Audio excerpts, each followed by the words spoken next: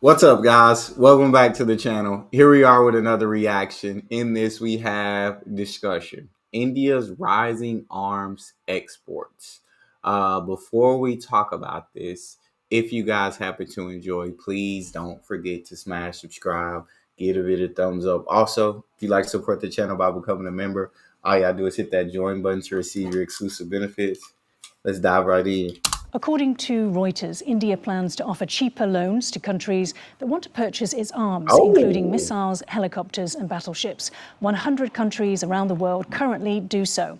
It's also dang. sending more defense attaches abroad to help sell the arms. However, according to data from India's Ministry of Defense, India defense exports have already more than tripled over the past 5 years. Jeez. These developments suggest a challenge to Russia's long-standing arms dominance following Moscow's invasion of Ukraine. Professor Chen, so reports say at least 20 new defense attaches, together with the low interest or lower interest credit. Do you sense that there's a real push by India at the moment? Yeah. I also noticed this news. It's a new development because that I want to say that India in the past did not want to sell weapons to other countries because that the ideology it had, non-violence, and also non-aligned movement. Yeah, so they saw that only the superpowers, the U.S. and the Soviet Union, they sell weapons for profit.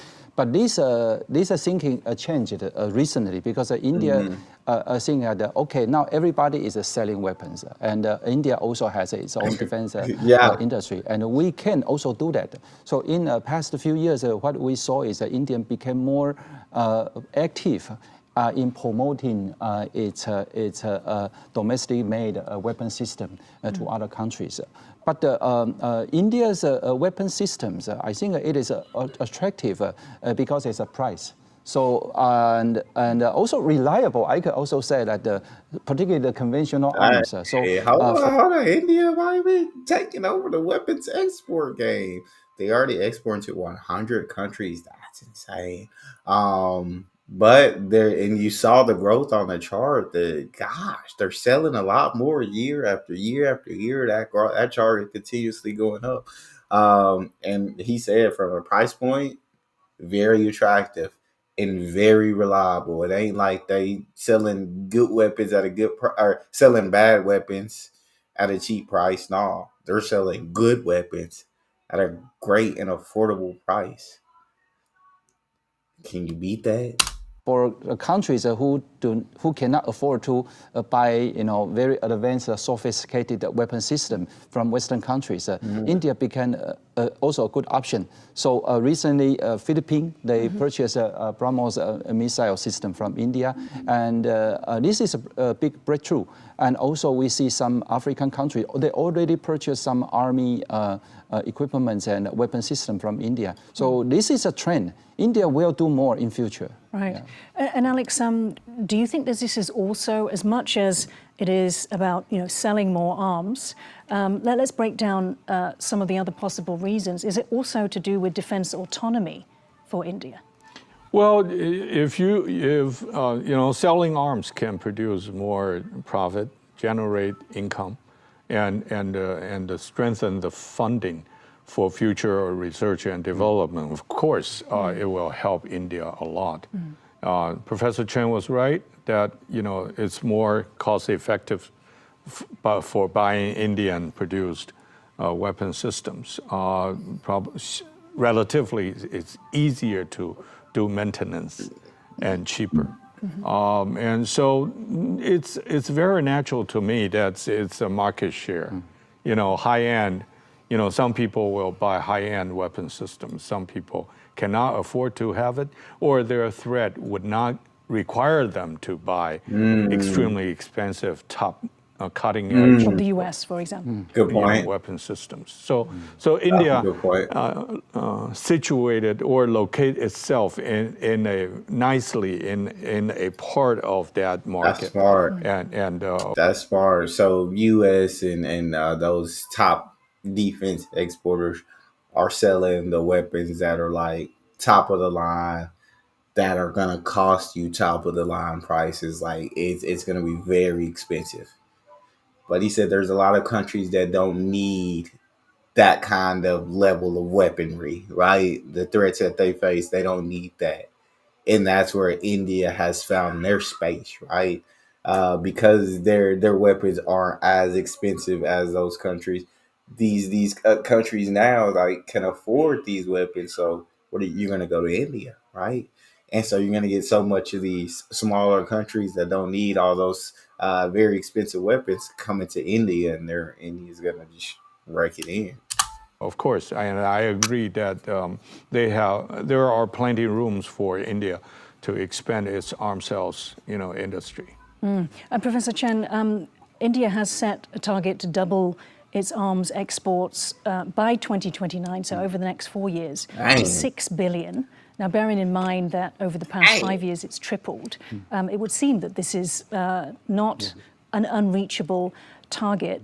Yes, of course. I think India already have a certain advantages in its defense industries because during the Cold War times, first India had a very good relation with the Soviet Union. So it purchased and also introduced a lot of Russian military technologies. And after the Cold War, India bought a lot of weapon systems from the U.S. So India is probably one of very few countries in the world could get technologies from both sides. And then India developed its own weapon systems. And so right now, in certain areas, I think India's military products like light arms, military trucks, India has quite an advantage. And so I think its targets are not, rich countries, Western countries. I think their target are African, developed country, Middle East. That's smart. Because the buyers, the potential buyers, they just need these products, and India can afford it. And I also want to add one more thing: is that India has a very good relation with these countries.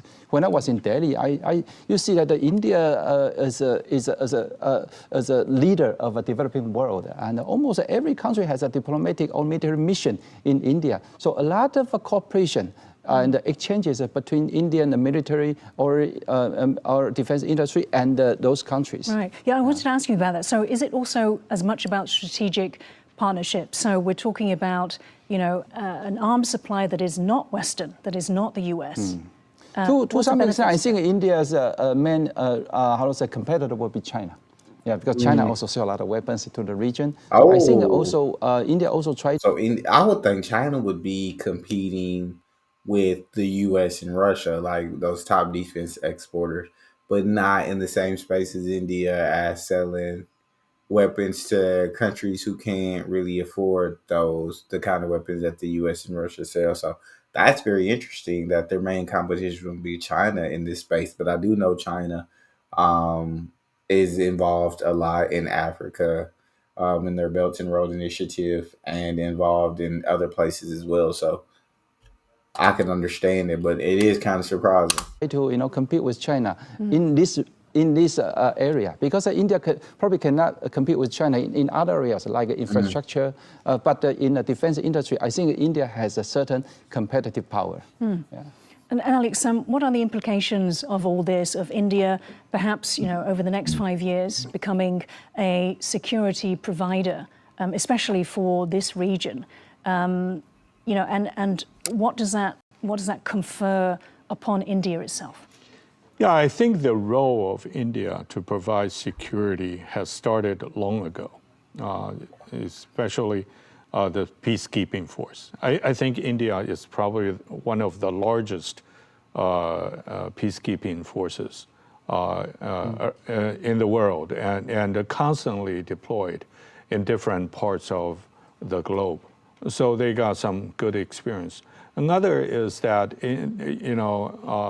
India has long held a non-alliance, foreign policy, so making more friends than others, and so I think it provides a relatively neutral position for many countries that they feel more comfortable for not choosing side, but but work with India, and that gives the very needed base for India to play that as a security net country. And a very final question to you, Professor Chen.